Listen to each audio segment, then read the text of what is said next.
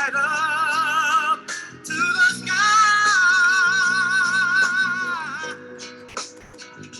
Sing your great song. And you keep going, growing on. Take it from me, someday we'll all be free.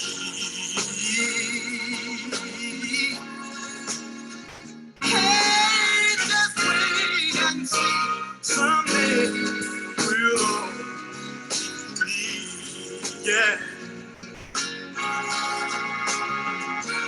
Take it from me, we'll all be free. It won't be long. Take it from me, someday we'll all be free. Take it from me, take it from me, take it.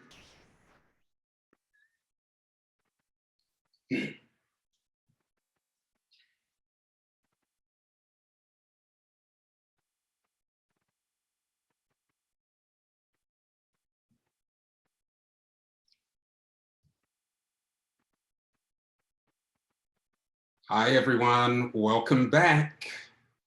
I hope you've had time to stretch, to relax a little bit, to grab a meal, a beverage, recenter and rebalance. Before I introduce Sarah Michael and our Griot hour, I want to give some due acknowledgement to some folks who are behind the scenes that you may not actually get to see or meet today. Of course, I want to acknowledge those that you have seen and heard from: J.M. Busher, Nicole Salmon, Abdulaziz Garuba, Julie Hutchinson, Ade Oguntoye, Hakeem Abbas, Jackie Parchment. We've seen them, and they have just been phenomenal. I'm sure you would all agree. But this conference would not be possible without people who are behind the scenes right now and have been planning for months for today. And I just want to share with you their names because I think they all deserve a round of applause. The first person I want to thank is my dear brother from another mother, Mark Tenaglia, founder and CEO of Beacon Creative. Mark, thank you.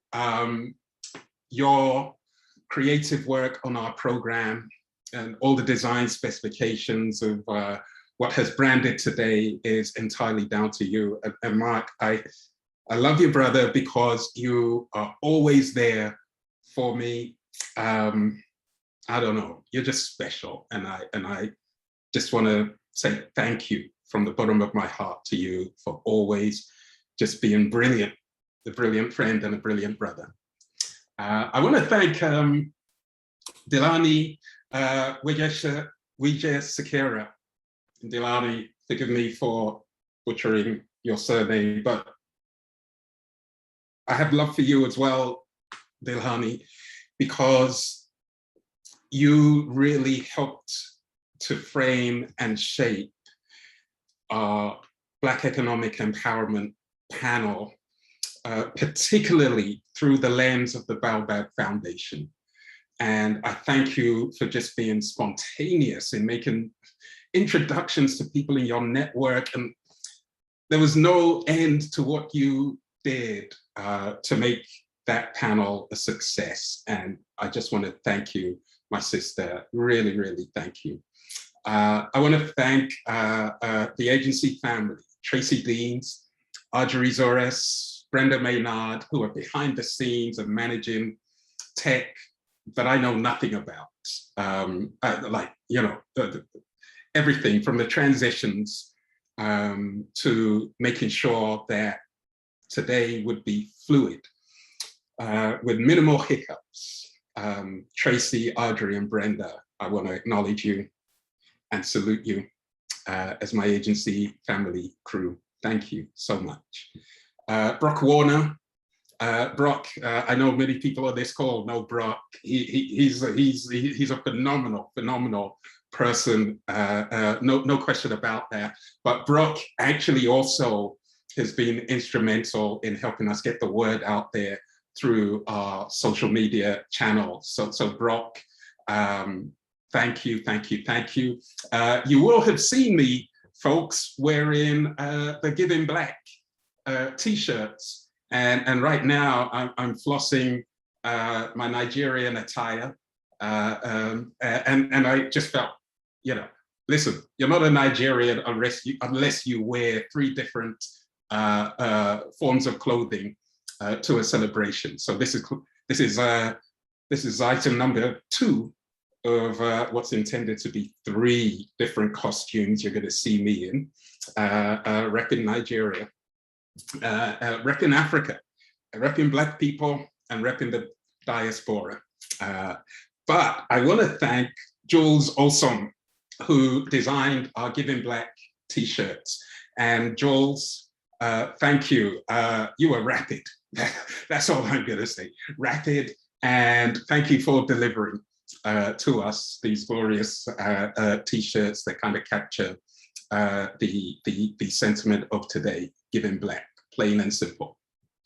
So Mark, Dilani, Tracy, Audrey, Brenda, Brock, Jules, thank you. Okay. Sarah Michaels is my sister, my beautiful, fantastic, energized, inspiring African sister. Sarah and I met quite possibly a year ago, and I feel like we've known each other for a decade. Sarah supports me in ways, and the agency in ways that I really can't describe, other than to say, when you need somebody in your life who's really just going to give you the raw goods and also journey with you in your dreams, but tell you and steep you in the truth. Well, that's Sarah.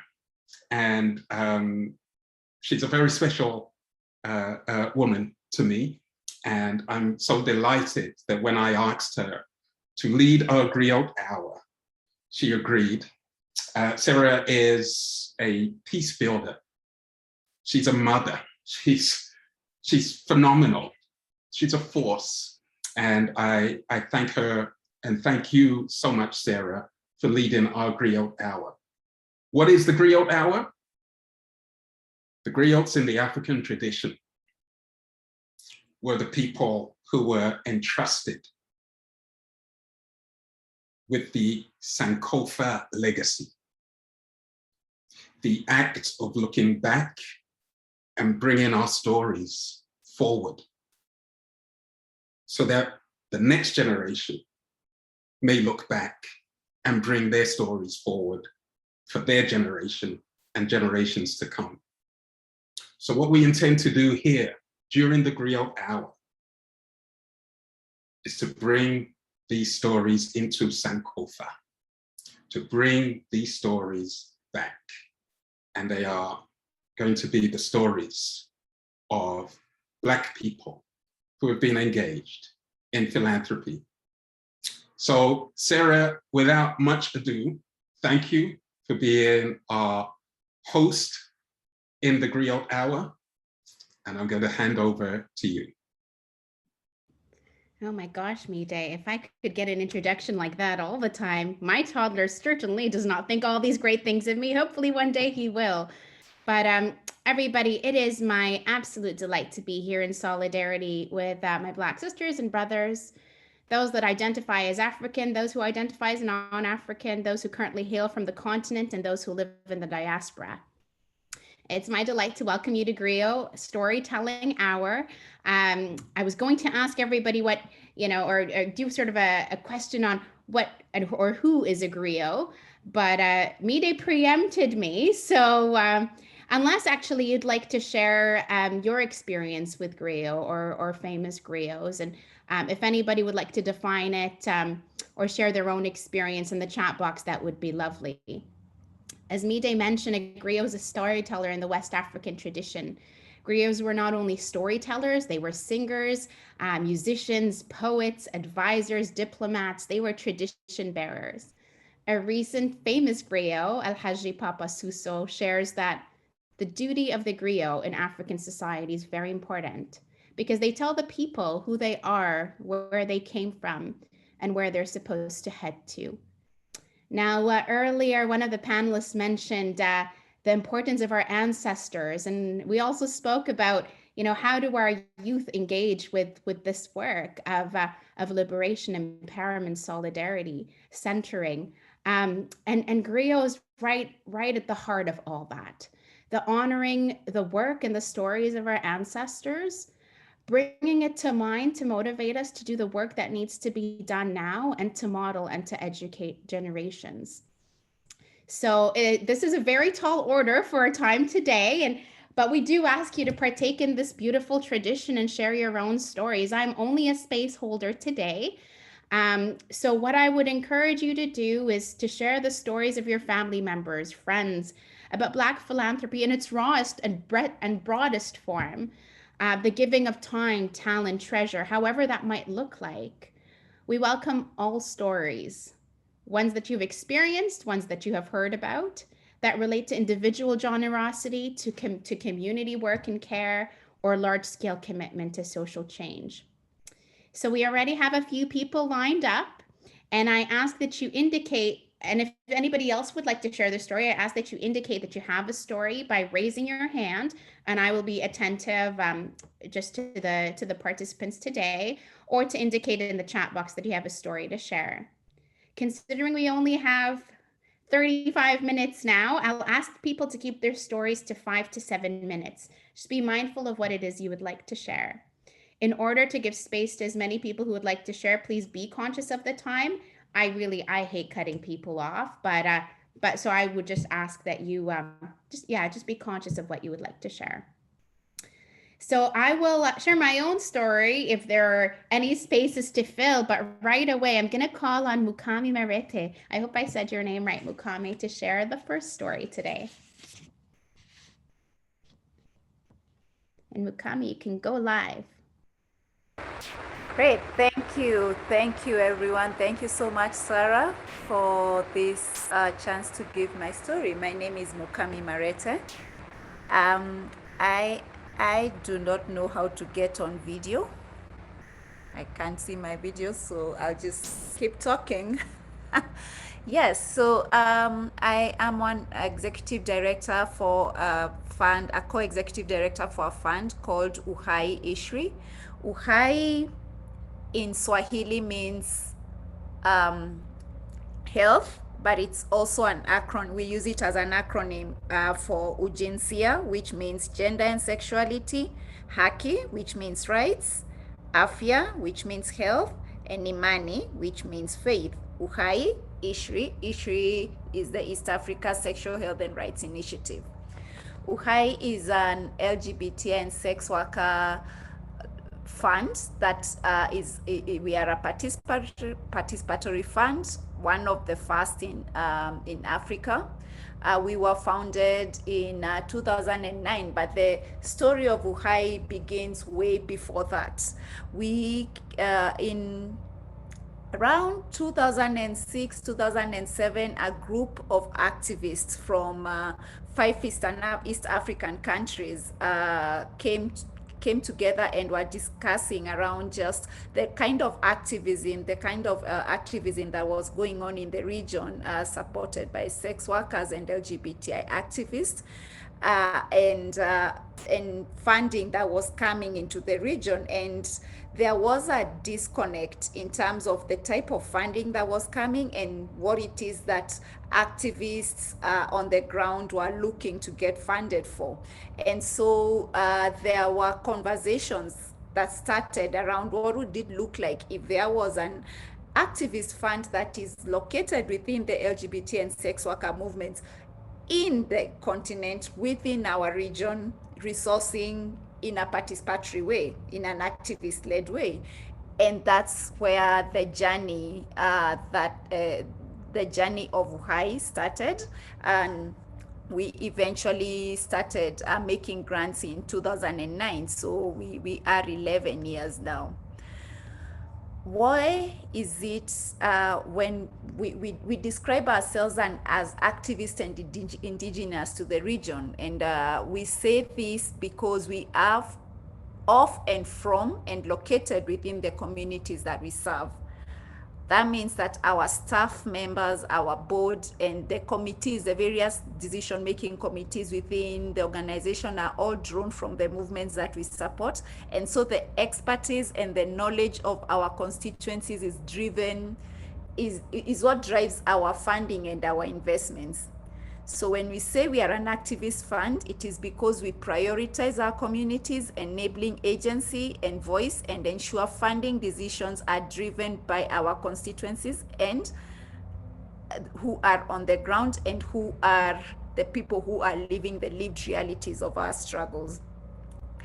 Why this is also important to us is that there's a flip in how resourcing moves, like the flip in the power when activists over the last 11 years since Uhai's inception have moved $12 million in grants to about 200, more than 200 organizations in the form of 800 grants, and all this against a backdrop of how can LGBTI and sex workers who do not live in countries where, I mean, we live in countries which we are criminalized, how can they be trusted to be able to make resourcing decisions? How will that work?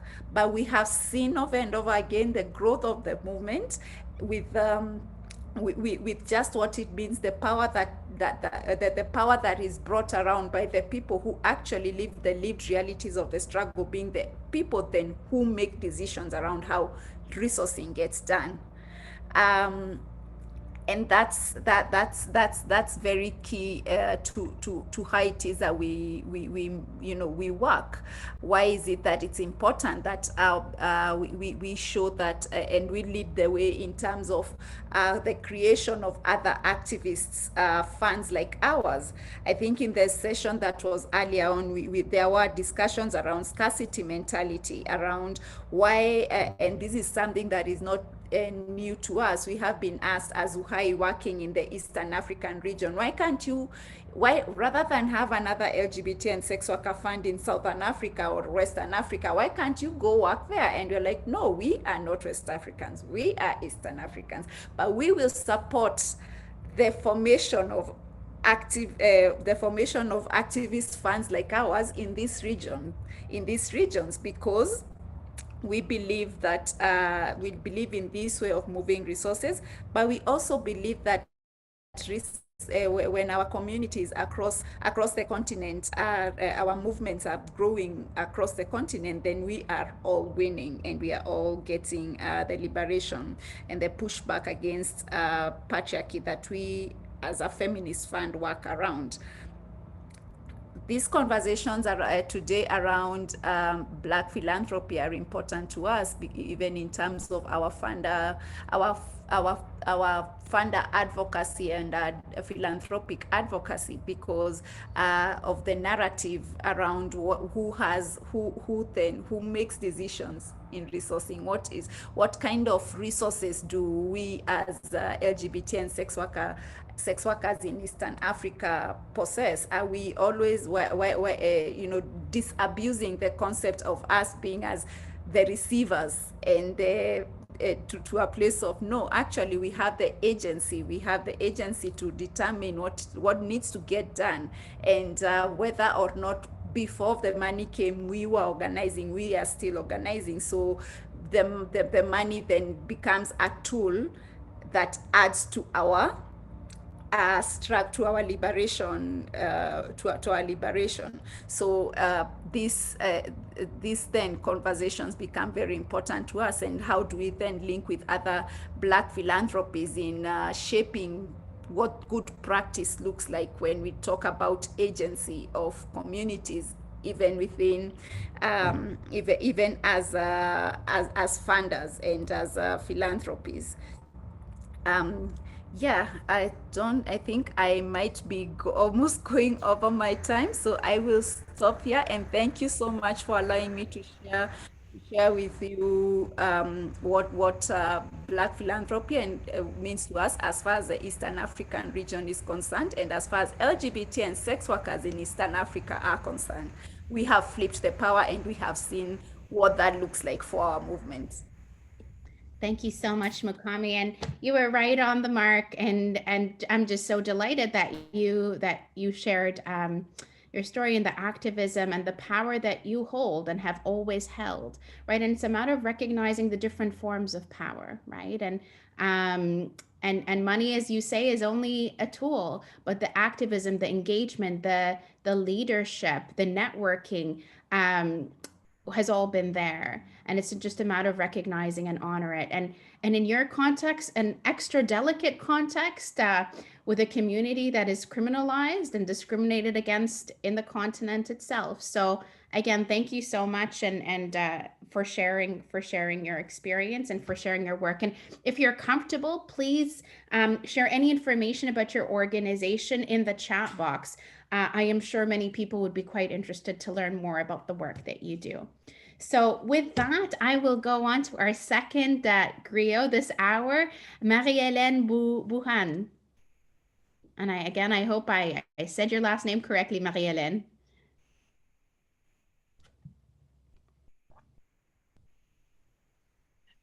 Thank you, everyone. Yes, you said the Marie-Hélène quite well, Sarah. Thank you. My name is Marie-Hélène Bouban, calling from Ottawa.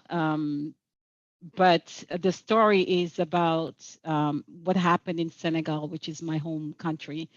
And before I do so, just wanted to thank everyone, Midday included, and everybody at AgentsC and all the previous speakers, acknowledging everybody's presence as well. My story is in Senegal, and Senegal is in West Africa, and it's a country that is about, I would say, at that time, that story takes place about 30, now I would say 35 years ago. So at that time, it was probably like, I would say 80% Muslim and 85% Muslim and the rest Christian. And the reason why I'm saying this is for a reason. So it was a group of people having a young girl who is from the Fulani tribe who was supposed to be married at the age of 13. Although the law says 16, but it was not implemented at that time. So this young girl was friends with Christians. She was really good friends with a Christian family. And when the time came for her to get married, forced marriage, obviously she didn't want to get married, she came to this family for help. Now, the mother was like, what do I do? This is not their traditions. We don't interfere with this, but the mother decided to shield this girl from being married and try to talk to the parents and see if there's anything that could be done. So the girl stayed in this family for a couple of weeks, and then eventually her parents came to pick her up, and she was forcibly taken back home, and she was married then like a couple of days afterwards. Now, fast forward about 20 years afterwards, I get to hear the story. I knew about it, but I did not know all the details. So I'm hearing some details from old neighbors saying, oh my God, do you know what your mom did? I was just like, what did she do? What happened? Just like, do you remember so-and-so? I said, yes. And do you remember this person stayed at your house? I was really young, so I didn't get all the details. I said, yes. Well, your mom did everything to help to stop the marriage and help her out, and even promised she's gonna, the girl could stay with you and everything. So some people were for or against that. People say it's tradition, you can't mess with tradition and all of this. You're Christian, you don't understand it. So, it's just like that was part of the conversation. Maybe 5 years later, I came back to talk to this person. Her name is Nyari, and Nyari sat me down and she said, "Now you're old enough. I'm going to tell you my side of the story, and I know what people are telling you, but I want to tell you the side of my story, and it is how your mom has really helped me through my marriage to persevere. She has always been there for me, and she was she, you know, when I needed anything, she was there for me, whether, and she encouraged me to get education so that my children, my daughters would not have to go through what I did. um, this is just typical of Black philanthropy, I think. This is not something that is special in the sense that most of it, like in Africa, people do things and no one knows about it. And you might hear about it later on, like I did. But this is what Black philanthropy is for me. It's just like, it's not something that you shout in the streets because you help somebody out or how you help that person out. Is doing it because you're a human person and you want to help that next human next to you. It's just about being close to our humanity. And that's the story I wanted to share. Thank you so much, Marie-Hélène, and what a wonderful story that spans a lifetime, right? And has come back later. It's interesting how stories are, they come out incrementally, right? And there's like a rightness of time, a fullness of time to when people get the full picture, right? And I suppose that's life, right? Like you don't necessarily see the full picture until much later. And the impact of just small acts of generosity or consistent acts of generosity, again, not necessarily named as a big thing or as philanthropy, right? It's a big word. Like the love of humankind is a big word, but can manifest in such beautiful ways that are actually life changing. Um, I mean, I'm going to share something small here. I know for many years, I worked for an organization that had a model. It was an organization and a social movement that had a model of solidarity, working with organizations in the global south. And in Canada, a lot of its work depended on people in parishes that were leaders that were motivated by the mission to essentially raise the consciousness of the community and raise funds in support of social movements, global social justice movements. And I recall, I live in Vancouver now. When I first came to Vancouver, there was this gentleman. He was a Black man, and in a parish that was, let's say, predominantly very wealthy, very, very conservative, I would say, and nothing wrong with conservative, but there was a bit of it was always a struggle to get to speak about certain social issues. And he did it with such grace. And I just knew him as one other person, one other parishioner, leading and struggling to lead his parish community in this raised consciousness and solidarity and empathy and giving. And I think it was only a couple of years later, I had left the organization and I was looking him up. And he's this renowned neurosurgeon who himself has been a major donor to the organization. And he didn't even tell me this, right? Like I knew nothing. And it was remarkable to me because it got me to think about how people look at themselves and the work that they do, and the nature of humility, and to what extent does it serve, and to what extent it's a beautiful thing, and to what extent, I want to shine the light on this human. But there's something there in what you shared as well, Marie-Hélène, that really resonates, right? Like these acts of kindness that aren't named or sometimes go unnoticed, but are important to name, important to share. So next, I'll go into David Hanley. David, are you here?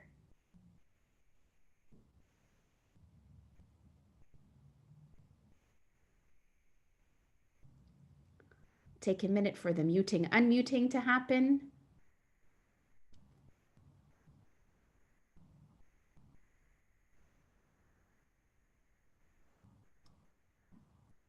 David, if you're trying to speak, we do not hear you. Oh, there you are. Are you able to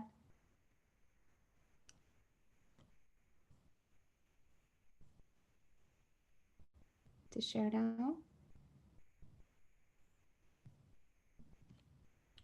I see your hand up, David. You have a hand raised, and I'm just wondering if there's a technical barrier.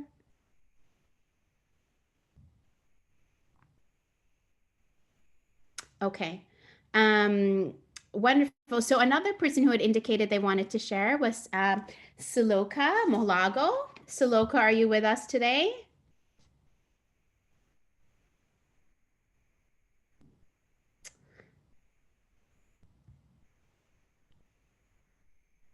And if not, Portia, you're up then.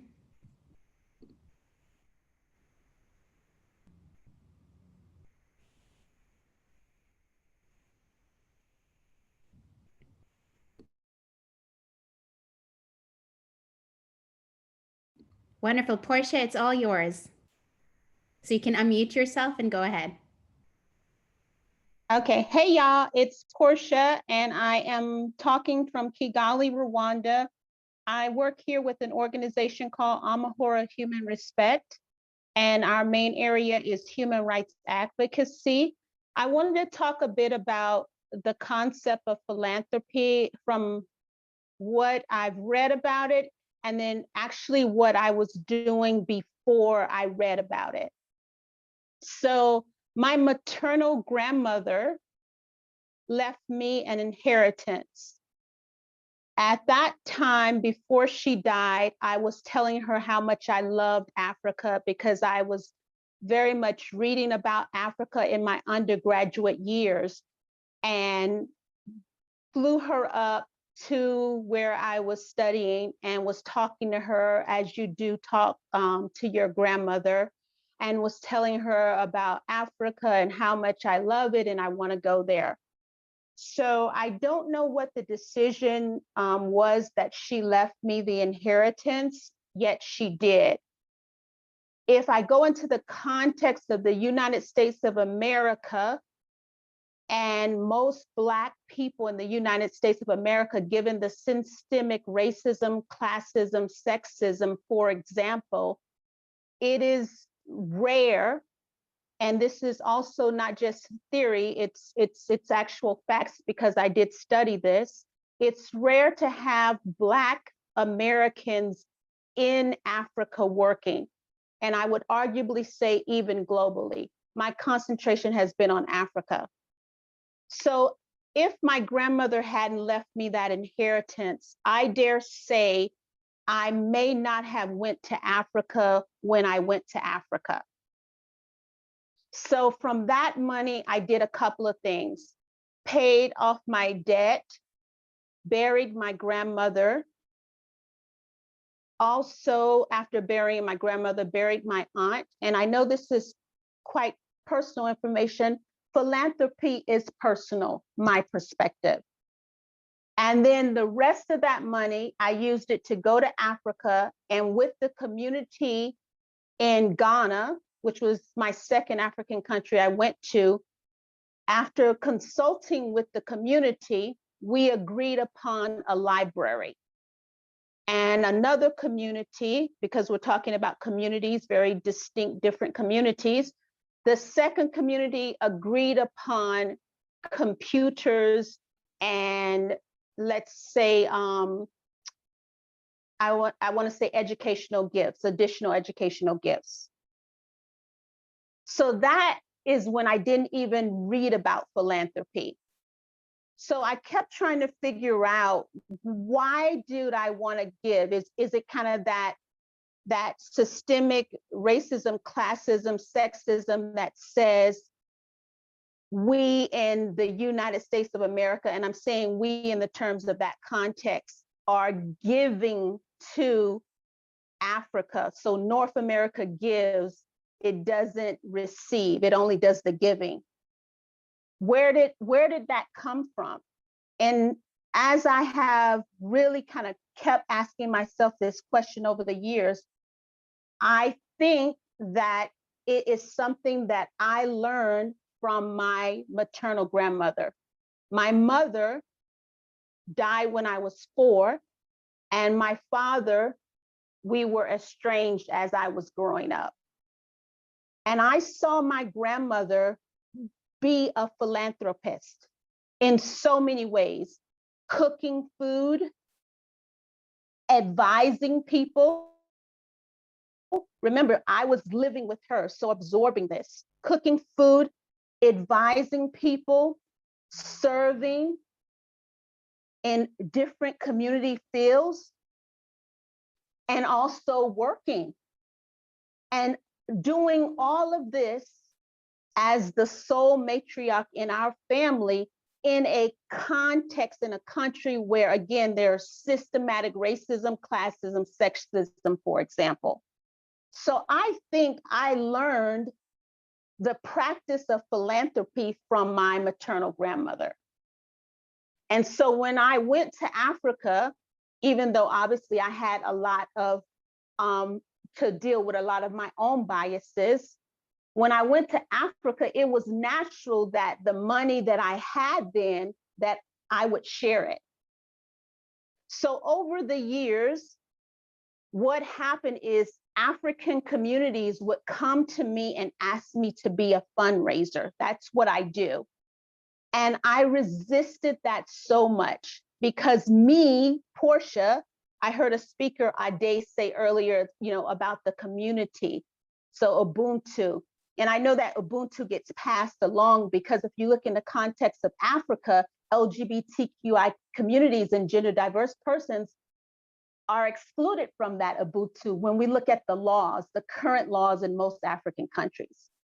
Anyway, to be concise, I have now in my current year accepted that I am going to use my fundraising strengths to collaborate with communities, particularly LGBTI communities and gender diverse persons in Africa, within the current movements that are taking place that are actually linked to Ubuntu.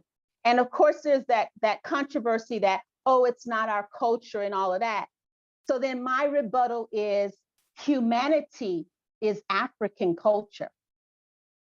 That's a bit about me. I'm putting a link in the chat box if you want to read a bit more about what me and communities have done, and I'll close there.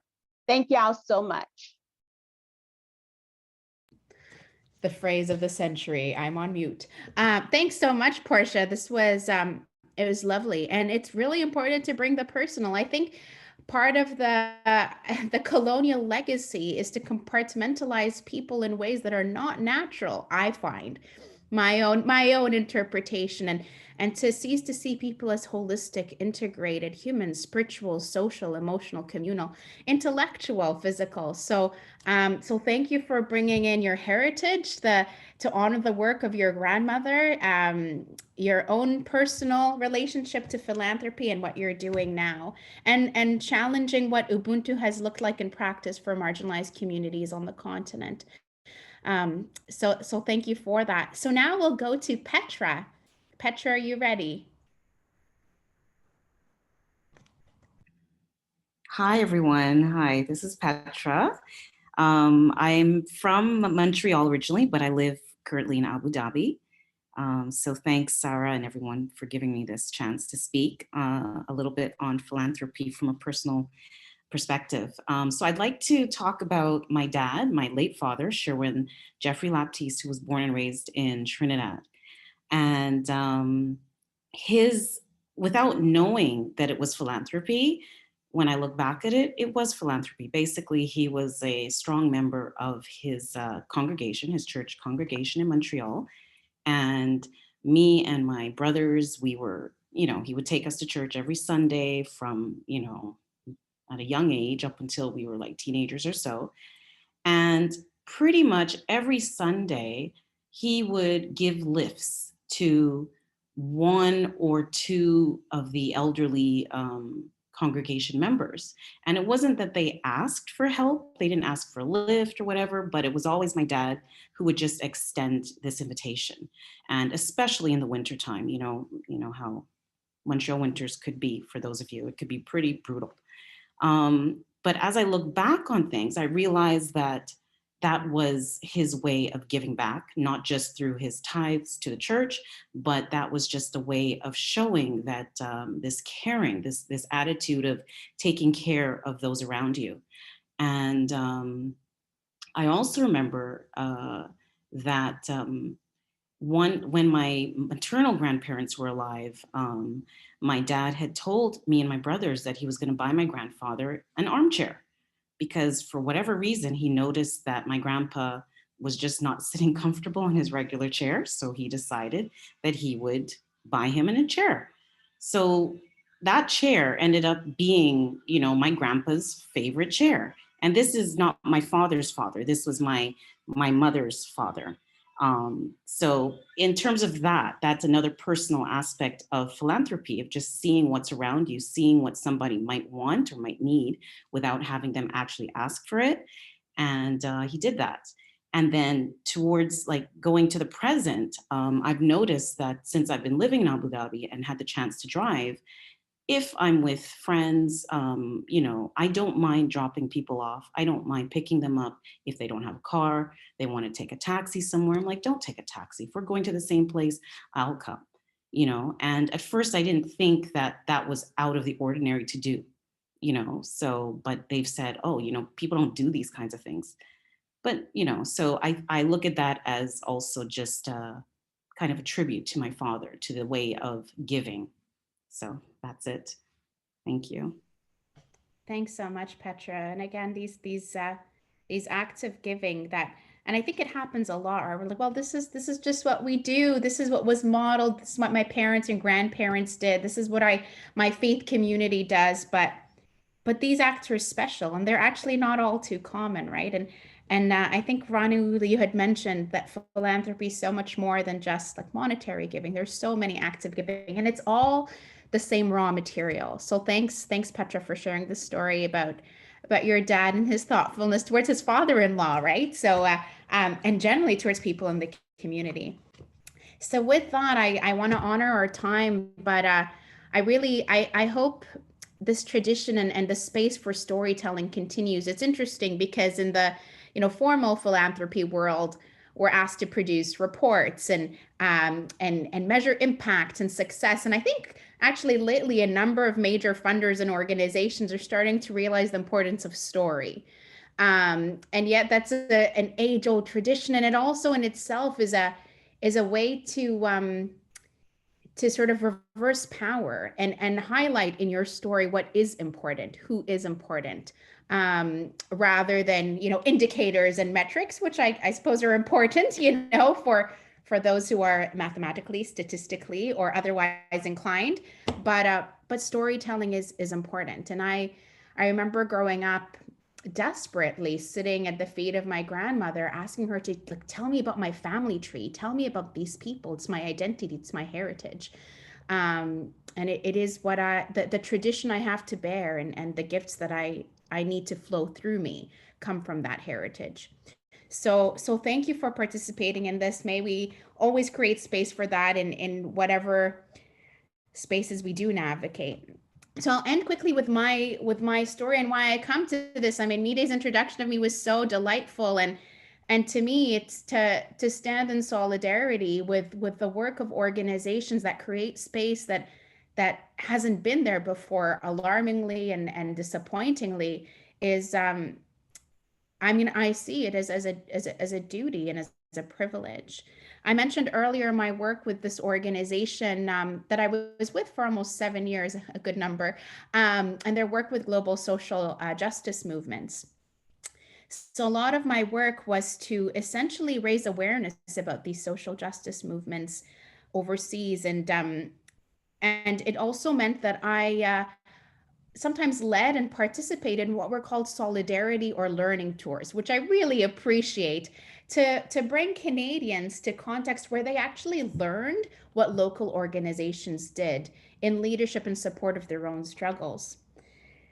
This is how I came to learn about the amazing work of the Network Movement for Justice and Development in Sierra Leone, and to spend some time in the tiny village in the chiefdom of Pumpegao, where they were trying to essentially get the own community itself having been ravaged by the Civil War, to develop community plans so that they can hold their chiefs, often foreign to the region, accountable, in order to avoid and to avoid future conflict, and to address some of those conflict drivers that led to the civil conflict in the first place.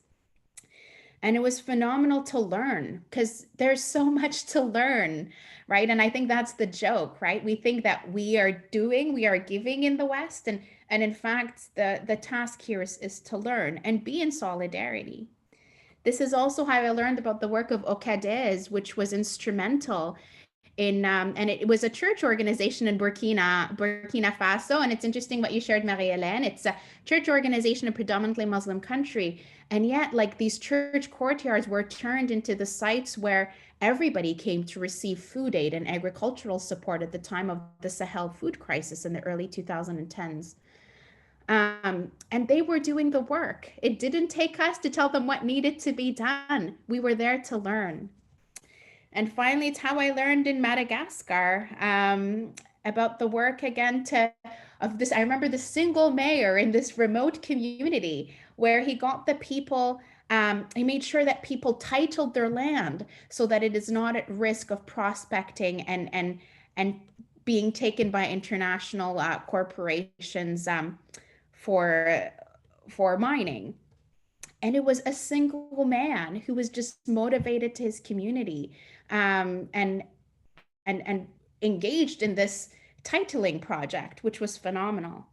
And again, we were there to learn. And I think part of what I learned and I carry with me, and which motivates me today and will always motivate me, is that what we do is to honor that 99% of the work happens by people on the African continent. It's not us giving money or support. And the joke is that the resources and the situation that exists now is a result of injustices caused by colonialism, by patriarchy, by a Western system imposed. So all that we are doing, if I can be so cheeky as to say, is some sort of reparations, right? We are only doing the 1% to support the 99% that is actually happening locally. So that's what motivates me. And with that, I say it's my delight to participate today, to hear your stories. I have learned from them. I honor them, especially the stories of ancestors. And Mide, it's been my pleasure. It's always been my pleasure to support you, Tracy, the work of AgentsC, and every space that you create. I will be there in whatever way you need me. And grateful to learn about all these funds too, because now I have more outlets for things that I can do and support and share. So blessings to you all. Thanks again for this. Have a lovely rest of the conference. Absolutely. Absolutely. Sarah, thank you so much, not only for your time, thank you for your kindness, thank you for the knowledge that you've brought, sharing your stories of African community and giving. Like, we're so appreciative of you being in our circle. So thank you. I also wanted to say thank you to Portia. Thank you for speaking out and sharing your story. Petra, we'll catch up. Thank you for calling in from Abu Dhabi.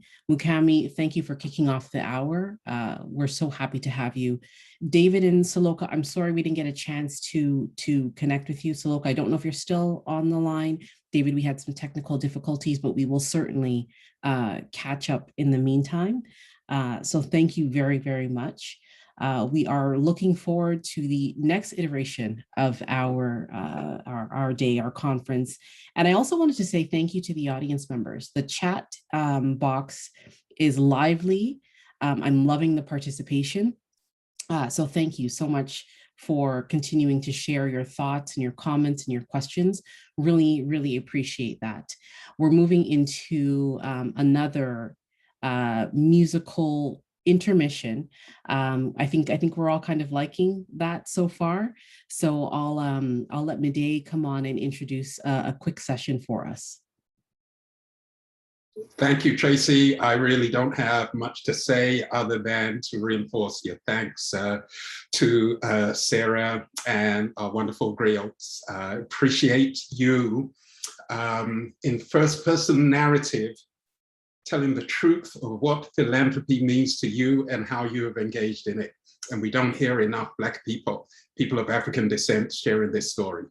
Okay, so a 5-minute interlude, and then I will come back with my sister, Camilla Pereira, and we'll be talking about research that we have undertaken on Black philanthropy and philanthropy on the African continent.